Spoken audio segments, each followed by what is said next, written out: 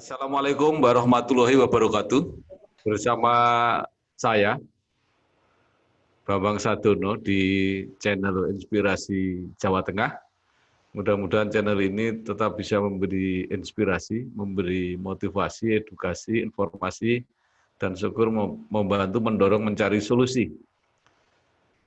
Kita baru saja mendapat berita di Blora, ada lumpur bercampur gas beracun menyembur di kawasan hutan Kesongo, yang sering disebut dengan Bumi Kesongo, yang juga sering disebut dengan Oro-Oro Kesongo, di Desa Gabusan, Kecamatan Jati, Kabupaten Blora pada Kamis 27 Agustus yang lalu. Bahkan ada berita Jumat 29 Agustus juga terulang lagi. Dalam kasus tersebut setidaknya 19 kerbau milik warga hilang dan 4 orang sempat pingsan karena diduga menghirup gas beracun. Nah, saya sudah bersama dengan Bapak Dr. Insinyur Sujarwanto DMSI, Kepala Dinas Energi dan Sumber Daya Mineral Provinsi Jawa Tengah. Apa kabar, Pak? Alhamdulillah baik, Pak Bambang Sadono. Iya. Ini saya membaca berita-berita itu tidak banyak yang memberi perspektif, artinya tidak banyak yang menerangkan ini gejala apa dan seberapa bahaya untuk masyarakat dan apa yang harus dilakukan untuk mengantisipasi supaya kejadian-kejadian seperti apa itu orang yang menghirup gas beracun dan bahkan hilang atau matinya hewan itu terulang lagi. Ya, monggo Pak Sujarwanto untuk menerangkan ini yang terjadi di masyarakat ini. Iya, terima kasih Pak Bambang. Jadi prinsipnya ini adalah fenomena alam yang dapat memang membahayakan bagi kehidupan di sekitar kejadian. Jadi yang terpenting harus saya state dulu pertama bahwa letupan lumpur, semburan lumpur itu adalah kejadian alamiah. Artinya bukan berkaitan dengan budidaya manusia. Karena kemarin saya memang banyak ditanya, apakah ada pipa gas, pipa minyak yang ada di daerah sekitar itu, atau ada sumur-sumur minyak tua gitu.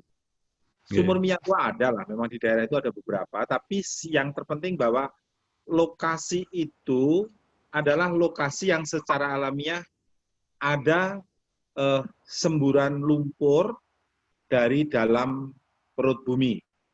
Nah, jadi ini bukan berkaitan dengan budidaya manusia, tapi sekali lagi kejadian alamiah. Apakah lazim di daerah itu? Bukan masalah lazim, tetapi di daerah itu berpotensi terjadi seperti itu. Ya. Jadi apalagi tadi Pak Bambang juga katakan, di situ Kesongo itu udah punya nama lama sebenarnya sebagai jejak-jejak kejadian serupa sebelumnya. Gitu. Di tempat yang berbeda, pada arah relatif barat timur, ya sedikit ke arah utara dari lokasi Kesongo, berjarak 12-an kilometer ditemukannya Bledokuwu, ya. Bledokuwu yang ada di Purwodadi. Nah, bedanya Kesongo dengan Bledokuwu adalah pada periode letupannya. Kalau di Bledokuwu setiap hari, bluk terus gitu. Dan aktif harian. Nah, sementara yang di Kesongo ini periodenya agak panjang, gitu ya. Ada kejadian besar sebelumnya yang hampir setara dengan ini adalah pada 30 tahun yang silam kira-kira catatannya. Nah, pada saat itu memang juga ada yang terkena dampaknya, gitu ya. Nah, kalau itu terjadinya kapan periodiknya tidak seperti beleduk kuwu, maka mungkin kita bisa teledor gitu ya, bisa teledor. Ya. Kalau beleduk kuwu kan sudah tahu kalau di situ bakal setiap hari ini, maka orang tidak mendekat. Tetapi kalau di Kesongo itu periode waktunya tidak menentu. Jadi kayak yang kejadian kemarin, begitu 5:30 kejadian, jam 6:30 sudah tidak ada letupan besar lagi, tinggal suara-suara mendesis dan letupan-letupan kecil gitu. Dan sampai hari ini juga tidak ada letupan besar lagi kan gitu. Nah, jadi sekali lagi fenomenanya bisa terjadi yang kalau di dalam sejarah geologinya, secara geologis daerah itu termasuk dalam zona depresi atau zona cekungan Randu Blatung. Ya. Nah, karena dalam fisiografi Jawa Tengah itu terbagi 7 jalur barat timur, relatif barat timur di Jawa Tengah itu, yaitu zona dataran pantai utara, kemudian zona pegunungan Rembang, terus kemudian zona depresi Randu Blatung, lalu kemudian ke selatan zona pegunungan Kendeng, di selatan lagi adalah zona pegunungan api yang menyangkut jalur deretan gunung Merapi dan seterusnya itu, dan itu lembah-lembahnya adalah lembah-lembah vulkanik yang subur, dan di selatan adalah pegunungan tinggi selatan, dataran tinggi selatan, yang kebanyakan didominasi oleh batuan yang menghasilkan pegunungan deretan pegunungan selatan, dan dataran pantai selatan.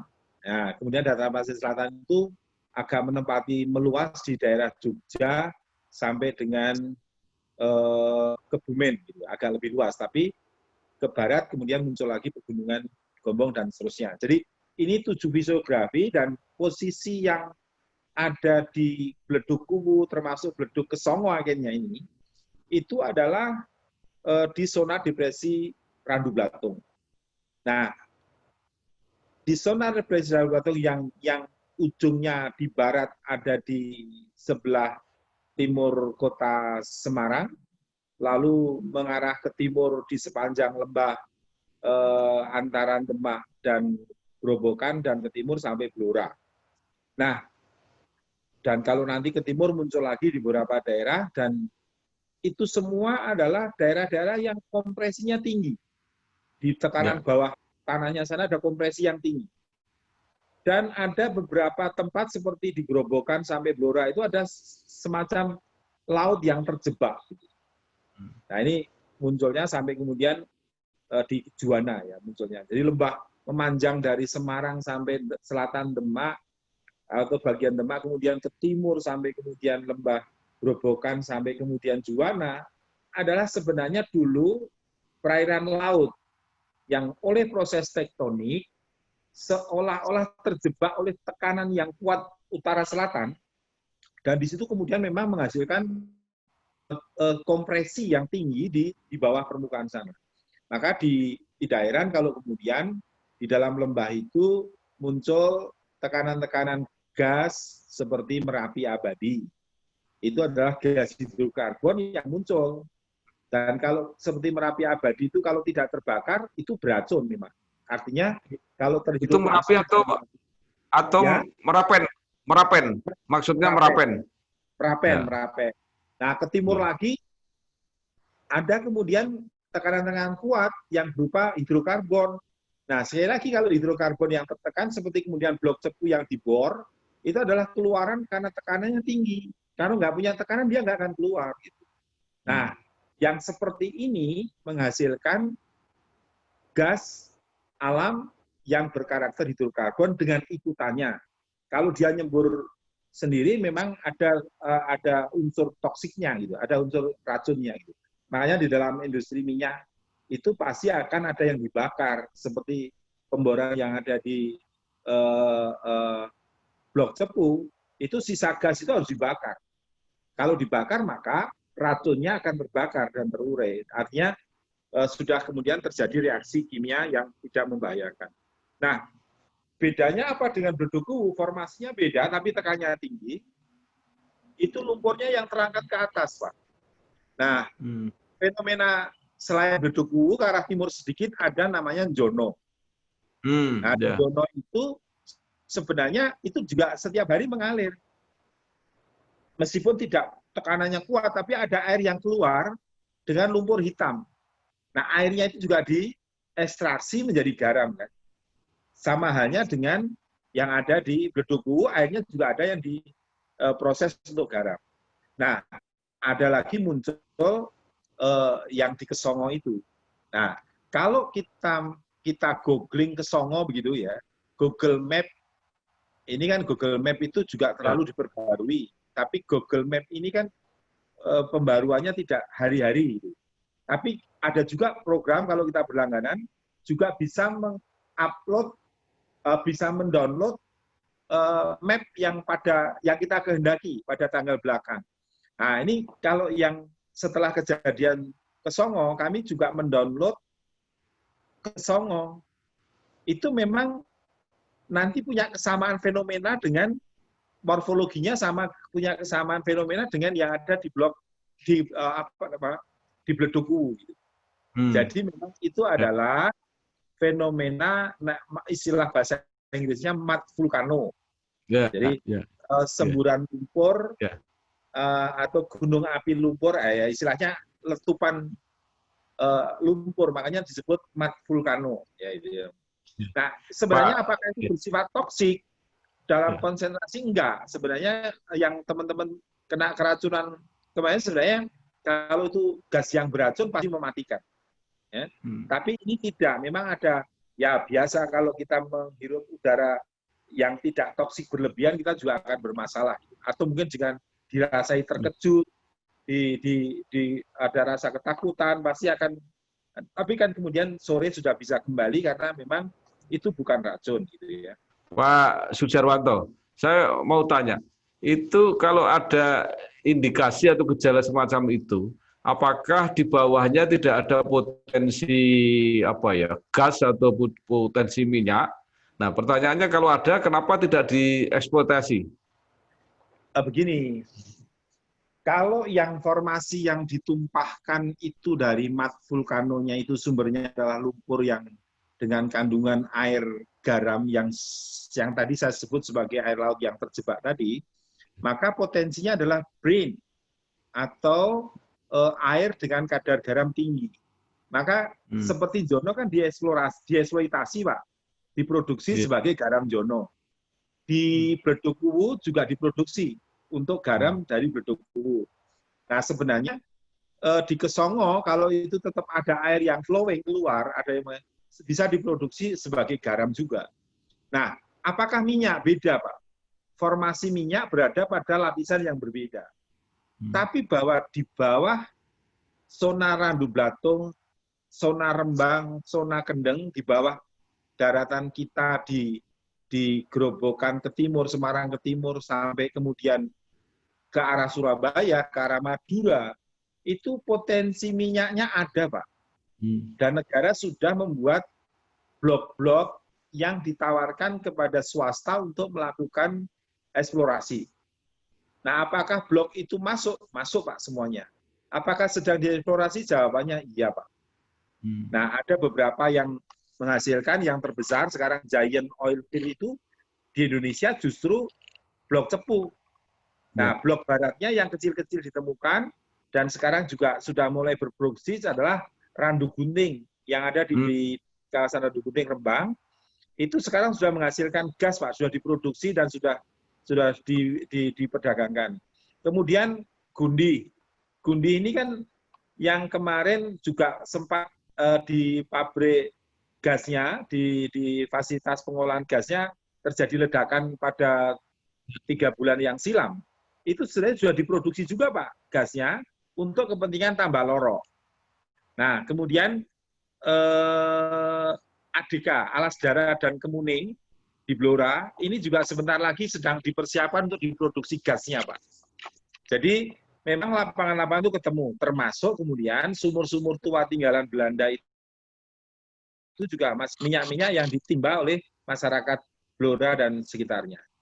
Seandainya Pak ya, seandainya itu tidak berpotensi migas, tetapi berpotensi seperti garam di Kuwu itu, apakah tidak ada rencana misalnya, apakah itu pemerintah kabupaten atau pemerintah provinsi yang juga mengelola Kesongo itu seperti Kuwu, Pak?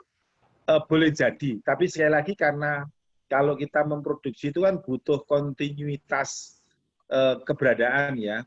Jadi maksud saya dengan periode letusan yang tidak sekontinus yang ada di Bledokuwu, tentu aliran air yang bisa diproduksi.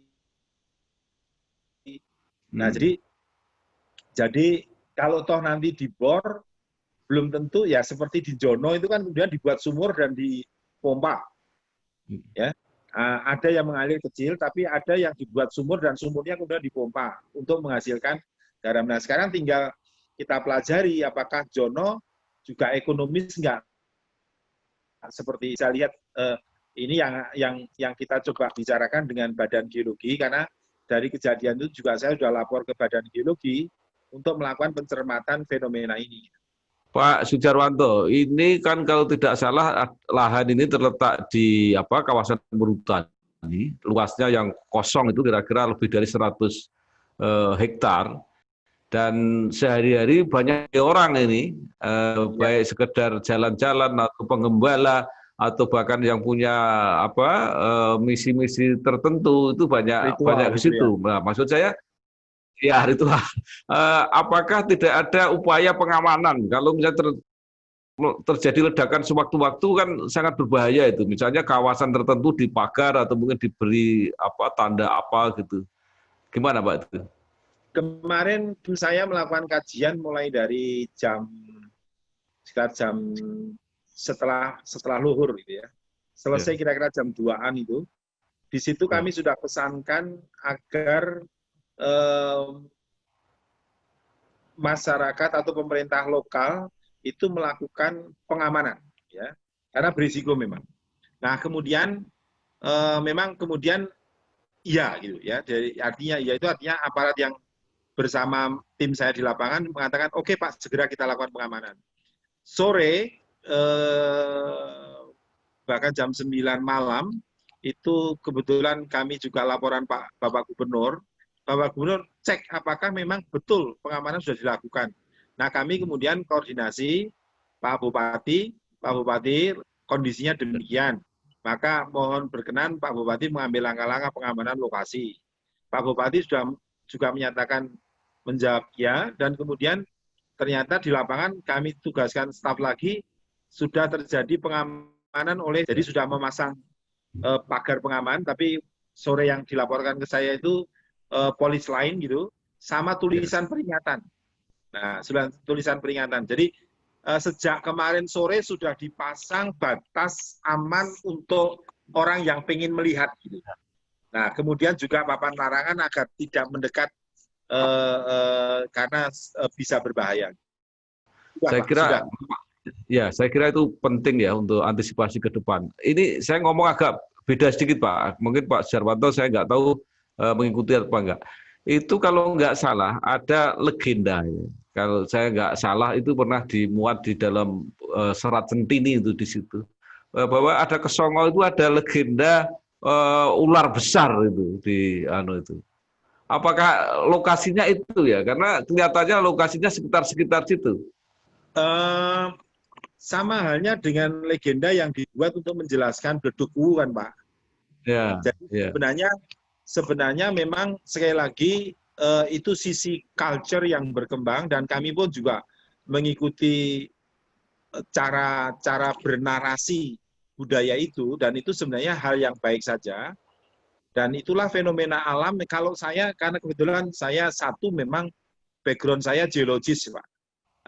Artinya sekolah saya di bidang ilmu geologi, dan kedua saya secara formal Kepala Dinas SDM. Maka yang saya jelaskan tadi adalah penjelasan dari aspek kegeologian gitu. Nah, tetapi bahwa banyak fenomena geologi itu punya nilai culture, punya sejarah pada zamannya yang kemudian dinarasikan secara turun-temurun. Ya. Bisa dimengerti Pak, yang begitu sebenarnya suatu bentuk kearifan yang kemudian orang bisa menghargai lokasi itu agar kemudian bisa tidak diganggu, dikeramatkan, apa segala gitu Pak. Soalnya kalau nggak salah ya, saya nanti akan baca lagi, itu nama Kesongo ditulis itu dalam Betul. serat ini. Jadi karena Saya itu punya banyak lokasi Pak yang seperti itu. Misalnya di kampung saya itu ada namanya Gunung Wayang. Itu kalau disejarahkan, masyarakat bisa mensejarahkan sampai di mana Janoko berpertapa di Mintorogo misalnya, kemudian di mana itu, ya itu semua. Jadi artinya apa? Narasi budaya yang dikembangkan oleh nenek moyang kita itu adalah kearifan yang kemudian sebenarnya buntutnya kita menghargai sebagai bentuk pengamanan dan mengamankan diri dari apa yang kita rasakan berbahaya. Baik Pak, jadi mungkin kalau bisa disimpulkan begitu, itu walaupun berbahaya, tapi kan fenomena alam yang menarik. Mungkin banyak orang yang pengen melihat, dan mungkin potensi itu kan juga bisa dimanfaatkan asal aman aja untuk misalnya wisata lokal misalnya. Nah, monggo ini pemerintah untuk mengelola potensi yang mungkin agak berbahaya, tapi justru yang agak berbahaya itu biasanya menarik. Itu imbas dari satu kejadian, Pak. Kejadian ini di dunia sebenarnya termasuk Mat Vulcano ini bisa dihitung jari, Pak. Jadi kalau seandainya, saya sih sebenarnya promote tentang Bledug Kuwu kepada PMK Grobogan juga agak serius, Pak. Agar ini juga suatu keunikan, kalau dalam bahasa saya itu geodiversity yang mesti diangkat dalam ranah kemanfaatan kepariwisataan. Nah, kalau Kesongo juga diangkat, maka boleh jadi ini adalah tinggal duluan yang mana. Tapi karena ini cerita yang tadi ada culture yang mengisi tentang cerita budaya yang di buku Centini tadi atau Pak Bambang sampaikan tadi, nah, itu nanti dibakukan. Kemudian kalau di atraksi wisatanya, sebenarnya kalau kemudian jarak 200 meter dari lokasi itu, ya, lokasi paling pinggir lumpur itu kemudian dibuatkan gardu pandang, keren. Nah, itu sudah aman dari embusan, tapi orang bisa menikmati, bisa selfie, bisa foto di situ, udah keren banget Pak. Nggih, Pak Sujarwanto, terima kasih sekali. Saya kira potensinya jadi bagus ya, ada kreativitas untuk mengolah yang semula sesuatu yang berbahaya, tapi bisa menjadi lokasi wisata yang menarik. Sekali lagi terima kasih penjelasannya, Dr. Insinyur Sujarwanto, MSI, Kepala Dinas Energi dan Sumber Daya Mineral Provinsi Jawa Tengah. Matur nuwun. Wassalamualaikum warahmatullahi wabarakatuh. Waalaikumsalam warahmatullahi wabarakatuh.